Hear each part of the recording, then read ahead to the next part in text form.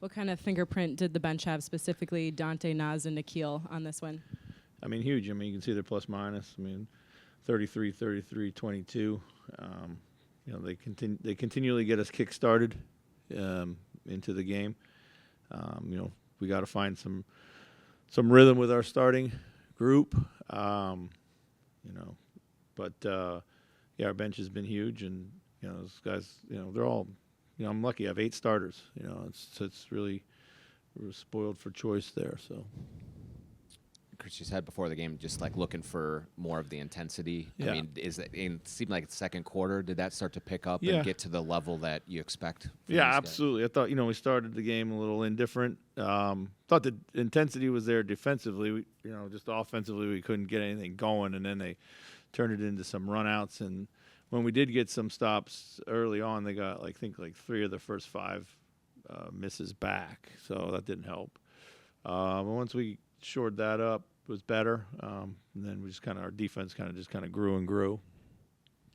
Dante's been looking for that shot to come. I mean, do you just see what a weapon that is for you guys when he kind of pulls confidently and knocks those down? Yeah, I mean, listen, he has green light to shoot it, whenever, wherever.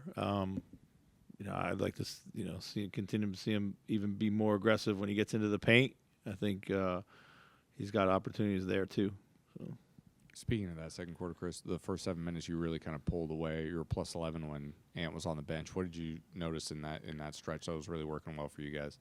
Yeah, I mean, just our defense again was good. We were getting stops, really moving the ball, getting a lot of really good looks. I thought we got pretty good looks in the first quarter, but we couldn't really knock them down by some guys.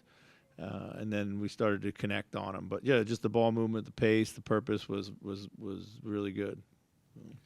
Chris, Rudy had four assists in this game tonight. Obviously not typically a heavy assist guy, but it seems like he's had an intention there of whether it be on the short roll passing and stuff like that. Is that something you've worked with him on, or wanting to be part of it, also being somebody he knows. Passes? Yeah, we have made it a point of emphasis. We work on it, of course.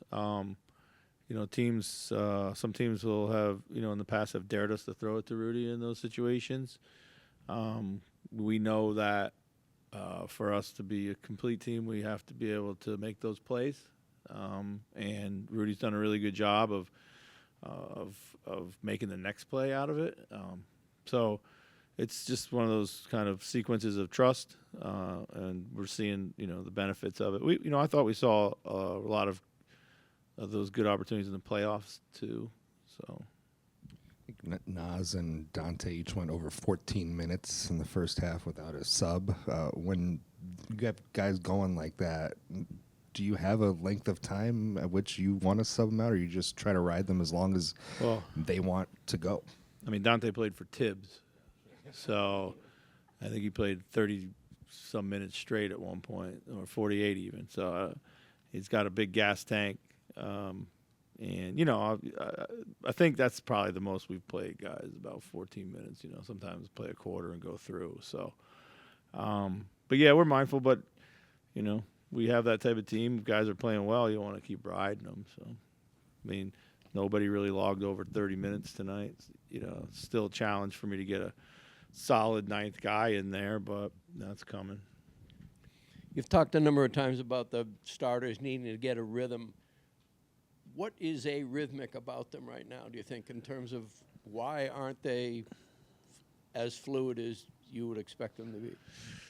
Well, I thought, honestly, I thought we got some good looks. Jaden and Mike, they got it's got to make some of those shots, and it's different. Ant played well, and Julius kind of did his thing. He probably had one of his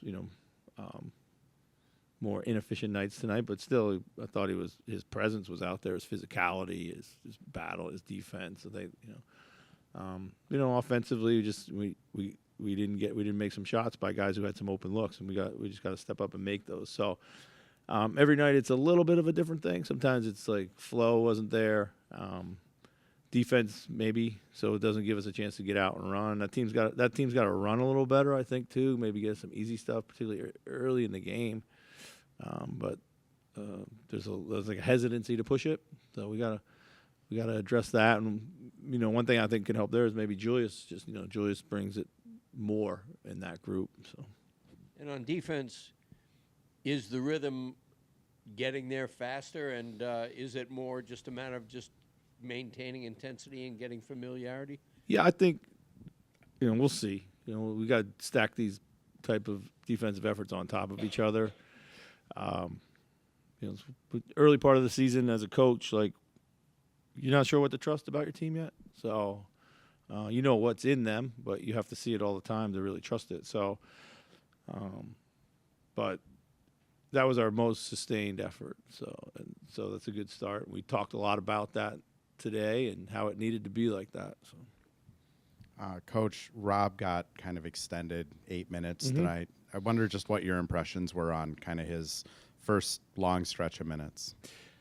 Yeah, I mean, I focus on the defensive end. I just, want to see him into the ball and battling through screens and taking hits out there and keep coming. I thought that's, really somewhere he's gotten better and better since the start of since summer league.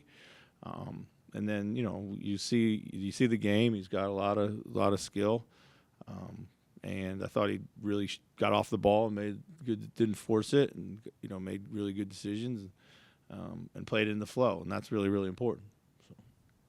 Chris, did the crew neck spark you guys tonight? I don't know, modeling after J.J. Redick here. So, yeah. Thank you.